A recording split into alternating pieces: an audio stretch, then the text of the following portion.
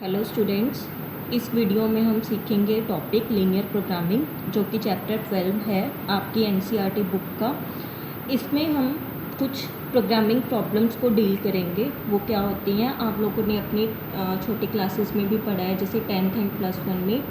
10th में आप लोगों ने लीनियर इक्वेशंस का सोल्यूशन फाइंड आउट किया हुआ है। जैसे सपोज़ अगर आपके पास ऐसी कोई इक्वेशन हो, मतलब ऐसे एक्स एंड वाई निकालने हैं आपको जो इन दोनों इक्वेशंस को सेटिस्फाई करें। आपके पास बहुत सारे मेथड होते थे, जैसे elimination method, cross multiplication method, substitution method. उनकी हेल्प से आप ऐसे एक्स एंड वाई निकाल लेते थे जो इन इक्वेशंस को सेटिस्फाई करते थे। उसके बाद +1 में एक चैप्टर था लीनियर इनइक्वालिटीज़, जिसमें आपने इक्वेशंस मतलब इक्वालिटीज़, ये इक्वालिटीज़ हैं जिसमें आपने इक्वेशंस को नहीं, इन इक्वेशंस को डील किया था। जैसे सपोज ऐसी कोई इन इक्वेशंस हो, जैसे ऐसे करके मैंने कोई इन इक्वेशंस दे दी, आपको बोला जाता था कि इसका सल्यूशन निकालो। मतलब आप क्या करते थे, पहले इनको इक्वेशंस में कन्वर्ट करते थे। जैसे इनको इक्वेशंस में कैसे कन्वर्ट करोगे, ये आ जाएंगे। इक्वेशंस में कन्वर्ट करने के बाद आप लोग इसका ग्राफ बनाते थे, ठीक है। जैसे ऐसे हम ग्राफ बनाते थे x + y = 50 की। ऐसे ही मैं लगा रही हूँ, सपोज़ ये लाइन आ गई 3x + y = 90 की। सपोज़ ये लाइन आ गई, अब मेरे को एग्जैक्टली पता नहीं है, सपोज़ ये लाइन आ गई। फिर हम इसमें कोई पॉइंट पुट करते थे। जैसे मैंने आप लोगों को सिखाया हुआ था कि आपको कोई ऐसा पॉइंट चूज़ करना है जो इन लाइंस के ऊपर ना हो। से आपने ओरिजिन 0 0 पुट कर लिया। 0 0 पुट करके फिर आप देखते थे कि ये इनको सेटिस्फाई कर रहा है कि नहीं कर रहा। अगर तो सेटिस्फाई करता था तो फिर आप 0 0 की तरफ लाइन को शेड कर देते थे। अगर नहीं करता था तो फिर आप उसके ऑपोजिट डायरेक्शन में शेड करते थे। ऐसा कुछ ही हम इस टॉपिक में यूज़ करेंगे, लीनियर प्रोग्रामिंग, जो कि बहुत ज़्यादा इम्पॉर्टेंट टॉपिक है एंड ये फ्यूचर में बहुत यूज़फुल है। ये हमारी रियल लाइफ में भी बहुत यूज़फुल टॉपिक है। एंड ये अगर आप आगे मैथ्स कंटिन्यू करते हो तो आप देखोगे ये टॉपिक आपको ऑलमोस्ट हर एक क्लास में आएगा, लीनियर प्रोग्रामिंग। हाँ, वो थोड़ा एडवांस्ड होएगा। इसमें इस चैप्टर में फ़िलहाल हम सिर्फ 2 वेरिएबल्स में डील करेंगे, एक्स एंड वाई। मतलब आपके पास इक्वेशंस 2 या 2 से ज़्यादा हो सकती हैं, लेकिन जो आपके पास वेरिएबल्स हैं वो ओनली 2 होंगे, ठीक है। तो सबसे पहले मैं आपको ना इस चैप्टर में जो प्रॉब्लम्स हैं उनकी एप्लीकेशंस बताने के पर्पज़ से एक एग्जांपल लिखी हुई है मैंने यहाँ पे। वो एग्जांपल एक्सप्लेन करती हूँ ताकि आपको क्लियर हो जाए कि ये रियल लाइफ में कैसे यूज़ होती हैं इस तरह की प्रॉब्लम्स। जैसे मेरे पास एग्जाम्पल लिखी हुई है मैंने, suppose a furniture dealer deals in only 2 items, table and chairs. मतलब सपोज़ आप मान के चलो कोई फर्नीचर डीलर है, वो 2 आइटम्स में डील करता है। कौन कौन से? टेबल एंड चेयर, ठीक है। सपोज उसके ही has ₹50,000 to invest and has storage space of at most 60 pieces. मतलब उसने टेबल्स एंड चेयर्स में वो डीलिंग करता है एंड उसके पास टेबल्स एंड चेयर पे इन्वेस्ट करने के लिए कितने पैसे हैं? 50,000 है। मतलब 50,000 से वो ज़्यादा पैसा इन्वेस्ट नहीं करेगा टेबल्स एंड चेयर्स में। एंड उसके पास टेबल्स एंड चेयर्स रखने के लिए, अब अगर हम डीलिंग वगैरह करते हैं, कोई शॉपकीपर्स डीलिंग करते हैं, तो वो जो सामान मंगवाते हैं इकट्ठा, उनको रखने के लिए कोई स्टोरेज स्पेस भी चाहिए ना। तो उसके पास स्टोरेज स्पेस कितने आइटम्स की है? 60 पीसेस की है। एटमोस्ट मतलब ज़्यादा से ज़्यादा, एटमोस्ट मतलब ज़्यादा से ज़्यादा उसके पास कितने पीसीस की स्टोरेज है? 60 पीसीस की। मतलब वो 60 पीसीस, ज़्यादा से ज़्यादा 60 पीसीस ही स्टोर करके रख सकता है। 60 से ज़्यादा पीसीस वो स्टोर करके नहीं रख सकता। A table cost ₹2500 and a chair ₹500। मतलब एक टेबल की कॉस्ट 2500 है, चेयर की 500 है। He estimates that from the sale of one table he can make a profit of ₹250 and that from the sale of one chair a profit of ₹75। उसने ये estimate लगाया हुआ है कि टेबल बेचने से उसको 250 का प्रॉफिट होएगा एंड चेयर बेचने से उसको 75 रुपीज़ का प्रॉफिट होएगा। He wants to know how many tables and chairs he should buy from the available money so as to maximize his total profit, assuming that he can sell all the items which he buys। वो जानना चाहता है कि वो उसके पास देखो 50,000 है पैसे 50,000 रुपीज़ हैं एंड 60 पीसीज हैं उसके पास, 60 पीसीज की स्टोरेज स्पेस है, ठीक है। उसके वो जानना चाहता है कि वो इतने पैसे से कितने चेयर्स खरीदे एंड कितने टेबल्स खरीदे कि जो उसका प्रॉफिट है वो मैक्सिमम हो।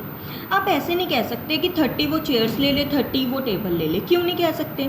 आप ये भी तो देखो ना कि उसको टेबल बेचने से 250 का प्रॉफिट हो रहा है, टेबल बेचने से कितने का प्रॉफिट हो रहा है, 250 का, एंड चेयर्स बेचने से उसको 75 का प्रॉफिट हो रहा है। तो फिर ऑब्वियसली वो 30-30 करेगा अगर, तो फिर उसको कम प्रॉफिट होएगा, है ना। तो फिर हमें इस हिसाब से इस तरह की प्रॉब्लम्स को डील करना होता है कि उसके जो पैसे हैं, अब देखो अगर आप ये सोच रहे हो कि अगर टेबल से ज़्यादा प्रॉफिट होता है तो फिर वो सारे के सारे टेबल्स ही खरीद ले, ये भी पॉसिबल नहीं है। क्यों? क्योंकि उसके पास कितने पैसे हैं, 50,000 रुपीज़ है उसके पास, एंड उसके टेबल की कॉस्ट कितनी है, 2500 है। अब 2500 के वो 60 टेबल कैसे खरीद सकता है? क्यों? क्योंकि एक टेबल की कॉस्ट अगर 2500 है तो 60 टेबल की कॉस्ट कितनी होएगी हमारे पास, 60 टेबल्स की कॉस्ट हमारे पास हो जाएगी इतनी 1,50,000, लेकिन उसके पास पैसे कितने हैं, 50,000। तो फिर हमें इस प्रॉब्लम को इस हिसाब से करना है कि उसके पास जितने पैसे हैं बस उसमें ही उसका सामान भी आ जाए एंड उसको प्रॉफिट भी ज़्यादा से ज़्यादा हो, उसको प्रॉफिट ज़्यादा से ज़्यादा हो एंड उसके पास इतने ही पैसे खर्च हों जिससे वो अपना सामान मंगवा रहा है, उससे ज़्यादा पैसे ना खर्च हो। इस तरह की प्रॉब्लम्स को हम बोलते हैं ऑप्टिमाइजेशन प्रॉब्लम्स। एक वर्ड है यहाँ पे, ऑप्टिमाइजेशन प्रॉब्लम्स। ऑप्टिमाइजेशन प्रॉब्लम क्या होता है? ऑप्टिमाइज़ करना। ऑप्टिमाइजेशन प्रॉब्लम में हमें ऑप्टिमाइज़ करना होता है। ऑप्टिमाइज़ करना मतलब हमें अपने रिसोर्सेज को, हमने अपने मनी को इस हिसाब से यूज़ करना होता है कि जो हमारा प्रॉफिट है वो ज़्यादा से ज़्यादा हो, या फिर ज़रूरी नहीं है हमेशा प्रॉफिट के रिगार्डिंग प्रॉब्लम होएगी, कई बार प्रॉब्लम कॉस्ट के रिगार्डिंग होती है। तो हमारा क्या मतलब प्रॉब्लम होती है कि हमारे पास ये मतलब ऐसा कोई डाटा अवेलेबल होता है एंड वो कहते हैं कि हमारा टारगेट है कॉस्ट को मिनिमाइज़ करना, ठीक है। कई बार वो कहते हैं कि हमारा टारगेट है रिसोर्सेज को मिनिमाइज़ करना। मतलब एक इस तरह की प्रॉब्लम जिनमें आपका कोई ऑब्जेक्टिव हो, क्या हो ऑब्जेक्टिव, जैसे यहाँ पे हमारा मेन ऑब्जेक्टिव है मैक्सिमाइज़ करना टोटल प्रॉफिट को, जिसमें ऑब्जेक्टिव हो किसी भी चीज़ को मैक्सिमाइज़ करना या किसी चीज़ को मिनिमाइज़ करना, उस तरह की प्रॉब्लम को बोल देते हैं optimisation problems. Is it clear? देखो अब हम इस तरह की प्रॉब्लम को हम पहले क्या करते हैं, इनको पहले हम मैथमेटिकली इन इक्वेशंस में कन्वर्ट करते हैं, फिर इनको सॉल्व करते हैं। लेकिन एक वर्ड प्रॉब्लम से मैथमेटिकल फॉर्मूलेशन कैसे होती है वो हम करेंगे एक्सरसाइज 12.2 में। फ़िलहाल हम करेंगे कि आपके पास ऐसे ही कोई सिंपल प्रॉब्लम गिवन है, उनकी मैथमेटिकल फॉर्मूलेशन ऑलरेडी गिवन है, आपको जस्ट उसका सोल्यूशन निकालना है। एक वर्ड प्रॉब्लम से मैथमेटिकल फॉर्मूलेशन कैसे होती है प्रॉब्लम की, वो हम बाद में करेंगे एक्सरसाइज 12.2 में। पहले हम एक्सरसाइज 12.1 की फर्स्ट एग्जांपल स्टार्ट करते हैं। जैसे सपोज़ करो कि आपको मैक्सिमाइज़ करना है, कहते हैं इस फंक्शन को 4x + y को आपको मैक्सिमाइज़ करना है subject to the constraints. Constraints मतलब कंडीशंस, भी जो आपके पास कंडीशंस है। कंडीशंस क्या है कि जो x एंड y का सम है वो 50 से लेस होना चाहिए, 3x + y should be less than और equal to 90, x greater than और equal to 0, y greater than और इक्वल टू 0। इस तरह की प्रॉब्लम को बोलते हैं linear programming problem. Optimization problem का एक पार्ट है लीनियर प्रोग्रामिंग प्रॉब्लम। इसको हमने लीनियर ही क्यों बोला? क्योंकि बच्चे अगर आप ध्यान से देखो, इनमें जो x एंड y यूज़ हो रहे हैं, जो भी वेरिएबल्स यूज़ हो रहे हैं वो सारे लीनियर हैं। उनकी हाईएस्ट पावर कितनी है 1, तो ये सारे लीनियर है। इसी वजह से इसको क्या बोलते हैं, linear programming problem. Quadratic problems भी होती है लेकिन वो सब आप हायर क्लासेस में पढ़ोगे। एंड जैसे मैं पहले भी बोल चुकी हूँ कि फ़िलहाल अब हम सिर्फ 2 ही वेरिएबल्स को डिस्कस करेंगे। तो हमने इस चैप्टर में बेसिकली सीखना है लीनियर प्रोग्रामिंग प्रॉब्लम्स को सॉल्व करने का ग्राफिकल मेथड। हम सीखेंगे लीनियर प्रोग्रामिंग प्रॉब्लम को सॉल्व करने का ग्राफिकल मेथड। वैसे तो there are too many methods of solving linear programming problems. Linear programming problems को सॉल्व करने के बहुत सारे मेथड हैं, जैसे सिंप्लेक्स मेथड है, टू फेज मेथड है, बिग एम मेथड है एंड सो ऑन। बहुत सारे मेथड हैं जो आप स्टडी करोगे अपनी ग्रेजुएशन क्लासेस में और पोस्ट ग्रेजुएशन क्लासेस में। फ़िलहाल हम सिर्फ डिस्कस करेंगे ग्राफिकल मेथड। आपके सिलेबस में फ़िलहाल ग्राफिकल मेथड ही है लीनियर प्रोग्रामिंग प्रॉब्लम का। एंड ये मेथड तभी अप्लाई हो सकता है अगर आपके पास नंबर ऑफ़ वेरिएबल्स ओनली 2 हैं। अगर 2 से ज़्यादा वेरिएबल्स हो तो आप ग्राफिकल मेथड नहीं लगा सकते। क्यों? क्योंकि ग्राफिकल मेथड में हमारे पास 2 एक्सिस होती है, एक एक्स एक्सिस एक वाई एक्सिस। तो फिर अगर सपोज थर्ड वेरिएबल आ गया z, हम प्लॉट कैसे करेंगे उसको? तो फिर इसलिए इसमें सिर्फ 2 वेरिएबल्स को हमें डिस्कस करना है। जैसे हमारे पास ये कोई प्रॉब्लम है ना, इस प्रॉब्लम में बच्चे इसको बोलते हैं ऑब्जेक्टिव फंक्शन। जिसको मैक्सिमाइज या मिनिमाइज करना होता है, जिस फंक्शन को मैक्सिमाइज या मिनिमाइज करना होता है उसको बोलते हैं ऑब्जेक्टिव फंक्शन। एंड जो आपके पास कंडीशंस गिवन होती हैं, जैसे ये कंडीशंस हैं, इनको बोलते हैं कंस्ट्रेंट्स। इनको बोलते हैं कंस्ट्रेंट्स। ये ऑब्जेक्टिव फंक्शन है, ये कंस्ट्रेंट्स हैं। ऑब्जेक्टिव फंक्शन 2 ही टाइप्स का होता है, इधर मैक्सिमाइजेशन और मिनिमाइजेशन। या तो आपको मैक्सिमाइज करने को बोला होगा या मिनिमाइज करने को। फिलहाल बच्चे आप ना सपोज इसको छोड़ दो आई मीन इसको मत ध्यान में रखो, इसको बिना ध्यान में रखे इसका जो रोल है ना ऑब्जेक्टिव फंक्शन का, वो बिल्कुल एंड में है। आप फिलहाल सोचो आपके पास ये इनइक्वेशन है, ये प्रॉब्लम है, ये इनइक्वेशंस है, ये प्रॉब्लम है। अब इस प्रॉब्लम को हम कैसे सॉल्व करते हैं, ये तो हमने ऑलरेडी सीखा हुआ है +1 में। लीनियर इनइक्वालिटीज़ को हम कैसे सॉल्व करते थे। आप सिर्फ इस पर कॉन्सेंट्रेट करो, ऑब्जेक्टिव फंक्शन का रोल एंड में है, इसको हम एंड में करेंगे। हम कैसे सॉल्व करते थे लीनियर इनइक्वालिटीज़ को? पहले हम इनइक्वालिटीज़ को इक्वालिटीज़ में चेंज करते थे। जैसे लेस देन और इक्वल टू 50 है, इसको इक्वल में कन्वर्ट कर दिया। ज़रूरी नहीं है हमेशा लेस देन और इक्वल टू हो, ग्रेटर भी हो सकता है। इसको भी कर दिया, इसको भी कर दिया। फिर अब हम इनको सॉल्व कैसे करते थे? ग्राफिकल मेथड लगाना है तो हम वैल्यूज़ पुट करते थे, जैसे x की 0 कर दी, x की 1 कर दी, 2 कर दी। लेकिन ईजीनेस के लिए हम क्या करते थे, x की 0 कर दी, y की आगे 50, एक बार y 0 कर दिया, x आ गया 50। तो मेरे पास ऐसे बॉक्स बन गया, जब x 0 है y 50 है, जब y 0 है तो x भी तब भी x 50 है। आप कोई और पॉइंट्स भी चूज़ कर सकते हो, लेकिन मैं हमेशा यही कहती हूँ कि x एक बार x को 0 एक बार y को 0 ज़रूर रखो, इससे ग्राफ बहुत सही बनता है। आप चाहो 2 से ज़्यादा पॉइंट भी ले सकते हो लाइन फॉर्म करने के लिए, लेकिन मिनिमम 2 पॉइंट्स तो चाहिए ही चाहिए। 2 से कम नहीं ले सकते, ज़्यादा ले सकते हो। अब जैसे हमारे पास अगली इक्वेशन है, अगली इक्वेशन में भी मैंने x को 0 किया तो y 90 आ गया, y 0 किया तो x 30 आ गया, तो ये बॉक्स बन गया। ठीक है, एक ये तो चलो हमारी बाउंड्री कंडीशंस होगी, इनको अभी चाहे रहने दो। जो भी इक्वेशंस होंगी ना बच्चे, आप ना पहले +1 में नहीं निकालते थे। क्यों? क्योंकि उसकी रिक्वायरमेंट नहीं होती थी, लेकिन अब रिक्वायरमेंट होएगी। आप ना इनका इंटरसेक्शन पॉइंट भी निकाल लिया करो। क्या निकाल लिया करो? Intersection point. जैसे यहाँ पे मैं लिख देती हूँ, now we find intersection point of these 2 equations. इसका इंटरसेक्शन पॉइंट मतलब ऐसा पॉइंट जहाँ पे ये दोनों लाइंस मीट करेंगी। इंटरसेक्शन पॉइंट निकालने का मतलब आपको ऐसे एक्स एंड वाई निकालने हैं जो इसको एंड इसको दोनों को सेटिस्फाई करें। इंटरसेक्शन पॉइंट जैसे मेरे पास ऐसे 2 लाइंस हो, ठीक है, जैसे ये वाला पॉइंट इनका इंटरसेक्शन पॉइंट है ना, मतलब ऐसा एक्स एंड वाई जो इस लाइन को भी सेटिस्फाई करे एंड जो इस लाइन को भी सेटिस्फाई करे।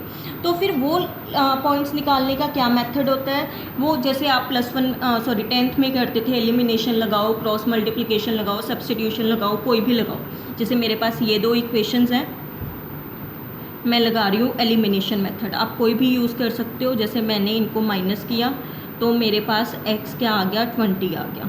x की वैल्यू अगर मैं 20 यूज़ कर लूँ इस इक्वेशन में, तो मेरे पास 20 पुट करके y क्या आ गया, 30 आ गया।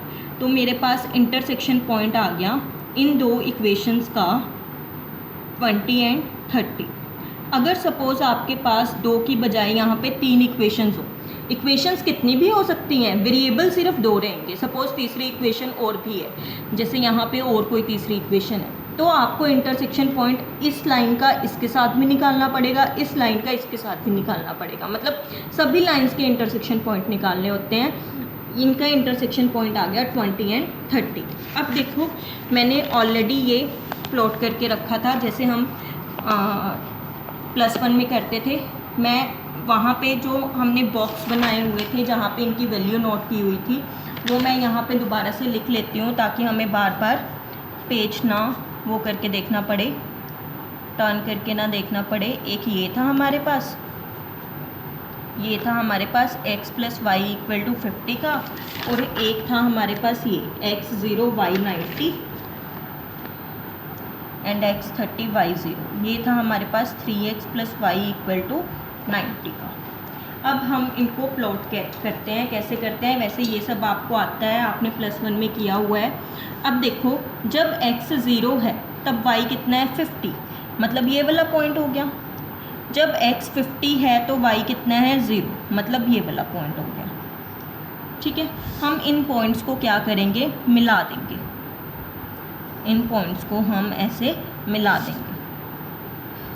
इसको हम लिख देते हैं x + y = 50, क्योंकि ये इक्वेशन है। थिक लाइन से ही मिलाना है। डॉटेड हम तब लगाते होते हैं अगर हमारे पास इक्वालिटी ना हो इन इक्वेशंस में, लेकिन यहाँ पे तो इक्वालिटी है एंड आपको इक्वालिटी वाली ही प्रॉब्लम आएंगी। बिना इक्वालिटी के आप इस प्रॉब्लम को सॉल्व भी नहीं कर सकते हो, इक्वालिटी वाली ही प्रॉब्लम आएंगी, तो हमेशा थिक लाइन ही बनेगी। जब x 0 है तो y कितना है 90, जब x 30 है तो y कितना है 0, मतलब ये दो पॉइंट्स बन गए। अब इनको मिला दो।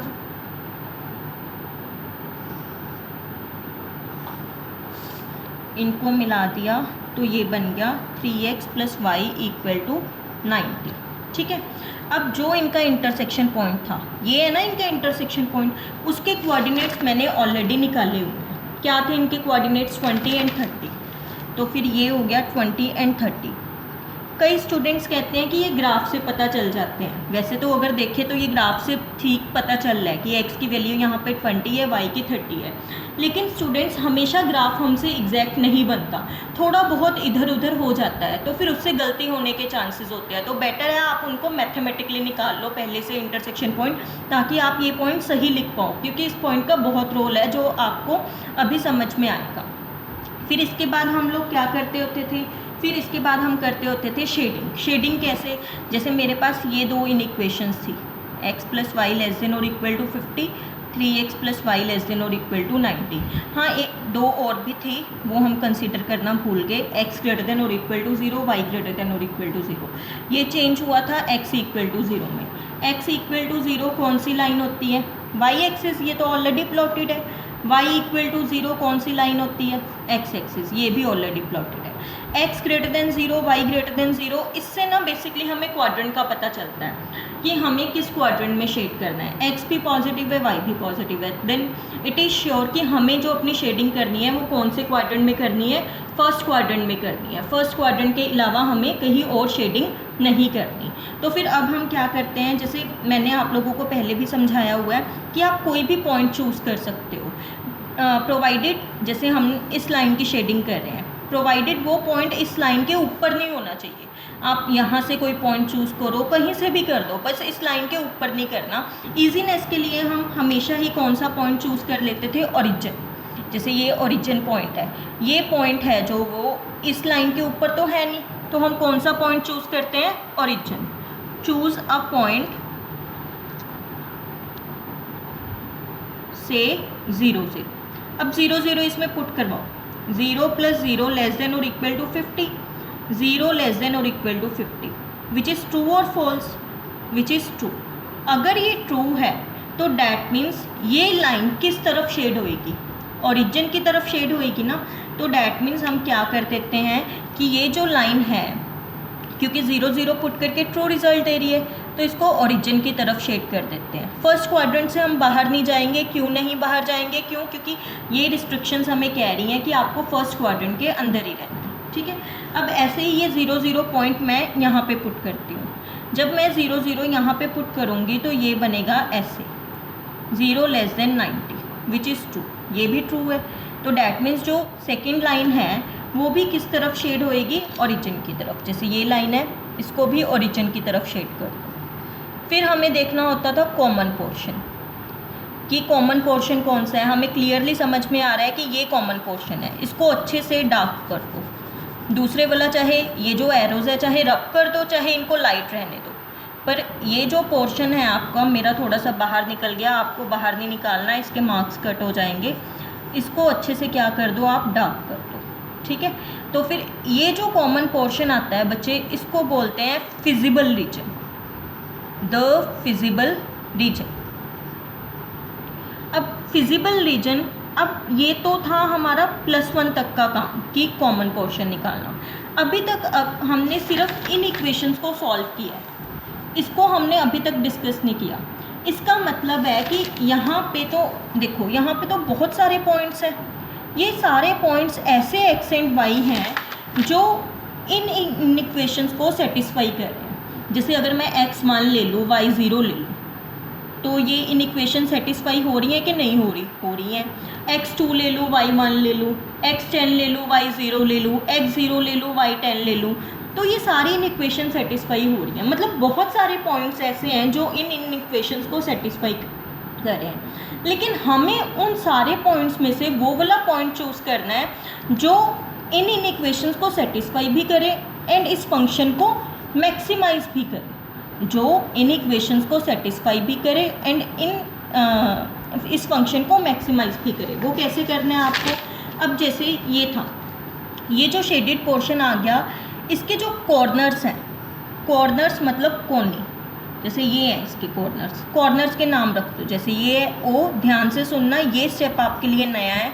ये ए, ये बी एंड ये सी, ये हो गए बच्चे इस शेडेड पोर्शन के corner. O, this is A, this is B, this is C, ठीक है। तो आप यहाँ पे लिख दो अब, the shaded region is, sorry shaded नहीं, the feasible region is O A B C as shown in the graph. कि फिजिबल रीजन कौन सा है, ओ ए बी सी, है ना। नाउ वी अप्लाई, अब हम एक मेथड अप्लाई करेंगे ऑब्जेक्टिव फंक्शन की मैक्सिमम वैल्यू निकालने के लिए। उस मेथड को बोलते हैं बच्चे corner point method, corner point method to find maximum value of z। बहुत इजी है, बस इसमें मेन रोल कॉर्नर्स का है, ठीक है। कॉर्नर पॉइंट मेथड कैसे अप्लाई होता है, आपको एक तरफ लिखने होते हैं कॉर्नर पॉइंट्स, एक तरफ लिखनी होती है वैल्यू ऑफ z। z था हमारे पास, कौन सा फंक्शन था, 4x + y। अब देखो, जैसे ये था हमारा शेडेड रीजन, इसके कॉर्नर पॉइंट्स देखो, ये है ना हमारा शेडेड रीजन, इसके कॉर्नर पॉइंट्स देखो कौन कौन से हैं। o, यहाँ पे लिख लो o, 0 0 0 0 है ना इसके कोऑर्डिनेट्स। तो अब फिर आगे है कॉर्नर पॉइंट a, कौन सा है a, इसके कोऑर्डिनेट्स कितने हैं, क्या है 30,0। उसके आगे वाला कॉर्नर पॉइंट है b। आपको ऐसे नहीं है कि सीक्वेंस में ही लिखना है, कैसे मर्जी लिख लो, बट कॉर्नर पॉइंट सारे लिखने हैं। उसके आगे कौन सा है कॉर्नर पॉइंट c, 0,50। देखो मैंने बोला था ना कि इंटरसेक्शन पॉइंट का रोल होएगा, एटलीस्ट एक इंटरसेक्शन पॉइंट का तो रोल होता है। ज़रूरी नहीं है कि जितने इंटरसेक्शन पॉइंट है सबका रोल हो, लेकिन कम से कम एक का रोल तो आ ही जाता है। तो फिर इसलिए इंटरसेक्शन पॉइंट ज़रूर मतलब पहले से ही निकाल लिया करो एंड इनकी कैलकुलेशन बिल्कुल सही होनी चाहिए। अगर थोड़ा सा भी इधर उधर हो गया तो फिर वो आपको रिजल्ट भी गलत देगा। तो फिर ये आ गया हमारे पास, ये सारे हमने कॉर्नर पॉइंट्स निकाल लिए। अब इन कॉर्नर पॉइंट्स के कॉरेस्पॉन्डिंग आप z की वैल्यू निकालो। कैसे, जैसे x क्या है इस पॉइंट में 0, y क्या है 0, इसमें पुट करो, x की जगह 0, y की जगह 0, क्या आ गया 0। फिर x की जगह 30, y की जगह 0, क्या आ गया आपके पास 120। फिर x की जगह 20, y की जगह 30, ये क्या आ गया 80। फिर x की जगह 0 एंड y की जगह 50, तो ये क्या आ गया 50। अब इसमें से ये सारी वैल्यूज़ आ गई। अब इनमें से आपको मैक्सिमम वैल्यू ढूंढनी है। क्यों ढूंढनी है मैक्सिमम, क्योंकि हमारी क्वेश्चन की स्टेटमेंट में था मैक्सिमाइज। अगर यहाँ पे मिनिमाइज होता तो आप यहाँ पे मिनिमम वैल्यू ढूंढते। अब मैक्सिमम कौन सी है? 120, इसको राउंड कर दो। तो फिर हम कहेंगे कि हमारा आंसर क्या हो गया, maximum value of z is 120 at किस पॉइंट पे आई है, जब x कितना है 30 एंड y कितना है 0। ये आंसर आ गया। मतलब जब x 30 होएगा y 0 होएगा तो ये सारी इनइक्वेशंस पे सेटिस्फाई होंगी एंड ये वैल्यू भी क्या होएगी, मैक्सिमम। ये होगी आपके इस प्रॉब्लम का solution which is very easy students. यहाँ तक ग्राफ की प्लॉटिंग तक को तो आपका +1 का ही है, जैसे आप +1 में करते थे। बस यहाँ से ये चीज़ आपके लिए नहीं है, जिसमें आपको क्या करना होता है, मैं रिपीट कर रही हूँ कि आपको जो ये फिजिबल रीजन होता है इसके कॉर्नर पॉइंट्स देखने होते हैं। कॉर्नर पॉइंट्स बहुत ध्यान से देखना, जिसको हम कोने बोलते हैं। ये कॉर्नर पॉइंट्स पे आपको z की वैल्यू निकालनी होती है। अगर मैक्सिमाइजेशन की प्रॉब्लम है तो सबसे बड़ी वाली वैल्यू देखो, अगर मिनिमाइजेशन की प्रॉब्लम है तो सबसे छोटी वाली देखो। जैसे मैक्सिमाइजेशन की तो मैक्सिमम वैल्यू 120 आ गई एट किस पॉइंट पे, x इक्वल टू 30,0। ये क्वेश्चन हमारा यहाँ पे फिनिश हो गया। यहाँ पे एक बात पे बहुत ज़रूरी है आपका ध्यान रखना, जैसे ये मेरा जो शेडेड रीजन था ये बाउंडेड था। दो वर्ड्स होते हैं, एक होते हैं बाउंडेड, एक होता है अनबाउंडेड। जो ये शेडेड रीजन था मेरा ये बाउंडेड था। बाउंडेड मतलब ये घिरा हुआ था, इसकी बाउंड्री थी, जैसे ये इसकी बाउंड्री थी। तो ये क्वेश्चन यहीं पे फिनिश हो गया।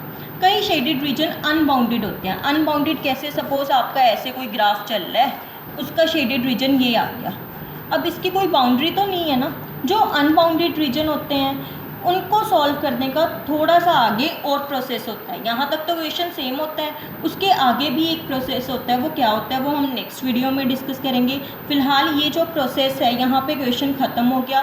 कब ख़त्म हो जाता है, जब शेडेड रीजन बाउंडेड होता है। अनबाउंडेड के लिए आगे करना होता है, which I will teach you in the next video. Thank you.